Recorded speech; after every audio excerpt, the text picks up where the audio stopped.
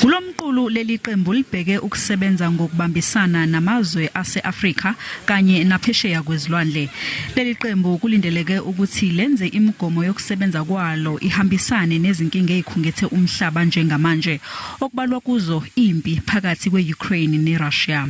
There has to be a directive to government to say that that document that deals with national interests must finally be adopted so that the world knows exactly what are the interests from a global perspective are of the African National Congress. Iqembu elibusayo livumile ukuthi intsha emhlabeni isinexhala ngenxa yokungabibikho kozinzo ngakwezomnotho.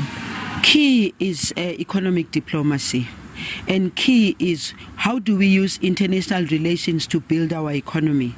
How do we build relations globally that can also assist in dealing with the challenges that we face in South Africa? Leli qembu lithi ukwanda kwezigameko zokuhlaselwa kwabokufika kwenziwa ukuthi amanye amaqembu ezombusazwe asebenzisa udaba lwabantu bokufika ukuze aziwolele abalandeli ngokhetho lwango-2024. Kulengqungquthela iANC izogxila kakhulu ezinhlelweni zokwenza ngcono iAfrika kanye nomhlaba, ukuqinisa ubudlelwane namanye amaqembu, ukuthuthukiswa kwemigomo yalo kanye nokuqinisa imikhankaso yalo.